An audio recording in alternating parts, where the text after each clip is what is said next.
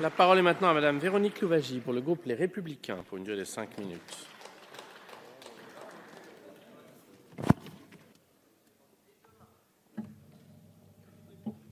Monsieur le Président, Messieurs les ministres, Monsieur le Président de la Commission des finances, Monsieur le rapporteur général, cher Joël, à qui j'adresse en mon nom et au nom du groupe Les Républicains une pensée toute particulière. Mes chers collègues, au terme de 3 mois de débat, nous nous retrouvons aujourd'hui pour la lecture définitive du projet de loi de finances pour 2020.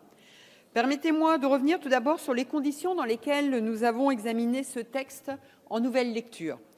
Il me semble que cette année, ces conditions ont été particulièrement éprouvantes au vu de la longueur inédite du texte que nous a transmis le Sénat. 283 articles, dont 148 additionnels, 955 amendements à discuter, le tout en ayant 1 jour et demi à notre disposition pour tenter de transformer ce texte en une version définitive travaillée et réfléchie. Ce n'est pas sérieux. D'ailleurs, est-il vraiment pertinent de parler de débat lorsque nous sommes obligés d'expédier les amendements ou tout du moins de les voter au pas de charge pour finir dans le temps imparti par le gouvernement? Il est regrettable qu'un texte d'une si haute importance soit à ce point précipité. J'en viens au fond. Dans cette version définitive, vous vous êtes appliqué à supprimer systématiquement tous les apports introduits par le Sénat sans vraiment chercher à savoir si ces apports allaient ou non dans le bon sens. Par dogmatisme, vous avez fait la sourde oreille aux arguments de l'opposition. Vous n'aviez finalement qu'un seul objectif, rétablir le texte initialement voté par l'Assemblée. Bref, vous avez gardé vos œillères sans chercher à élargir votre champ de vision. Où est le respect du travail parlementaire et de la co-construction législative? Et même lorsque vous avez été loyalement battu, vous êtes revenu sur ces mesures par le jeu des secondes délibérations. Ce sont 10 mesures concernées par une seconde délibération, c'est ubuesque. Si dans certains cas exceptionnels, la demande de nouvelles délibérations pouvait se justifier, dans l'immense majorité des cas, ce nouveau vote avait pour unique motivation de supprimer ces mesures qui ne satisfaisaient pas le gouvernement. Alors, Monsieur le Ministre, faut-il que je vous rappelle que la seconde délibération sur des amendements doit rester un dispositif exceptionnel et non un outil banalisé au service du gouvernement pour revenir sur des mesures votées par le Parlement qui vous gêneraient. À ce stade, c'est un véritable déni de démocratie dont vous avez fait preuve, car vous ne respectez pas les parlementaires qui ont débattu de ces mesures et qui les ont votées. Que l'issue du vote vous convienne ou non, respectez la souveraineté du Parlement.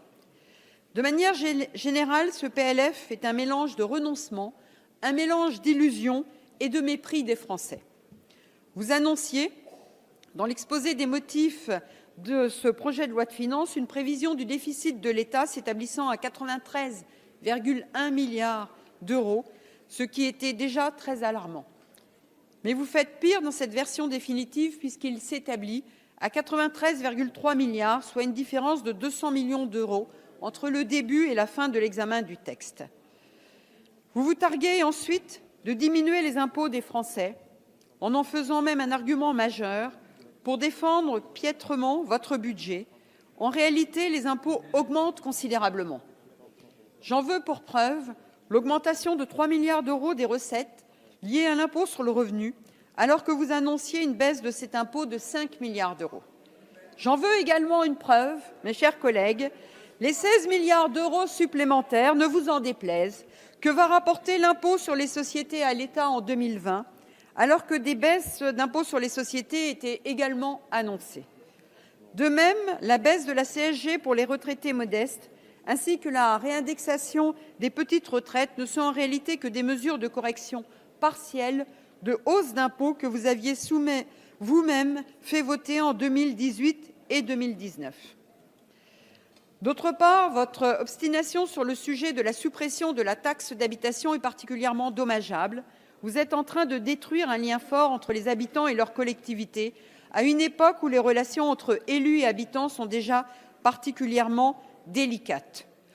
De nouveau, nous saluons tout de même certaines avancées permises grâce à la mobilisation de l'opposition, portant notamment sur le maintien des ressources des chambres d'agriculture, le rétablissement de la demi-part additionnelle pour les veuves d'anciens combattants, le maintien du dispositif du prêt à taux zéro dans le logement neuf sur tout le territoire et le crédit d'impôt en faveur des métiers d'art, reconduit jusqu'en 2022 grâce à un amendement de notre collègue Fabrice Brun.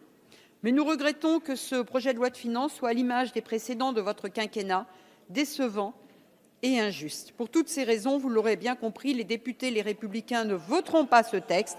Mais je profite tout de même de cet instant, mes chers collègues, pour renouveler un hommage à Joël Giraud et vous souhaiter à toutes et à tous de bonnes fêtes de Noël et de bonnes fêtes de fin d'année. Je vous remercie. Merci Madame Louwagie. La discussion générale est donc close.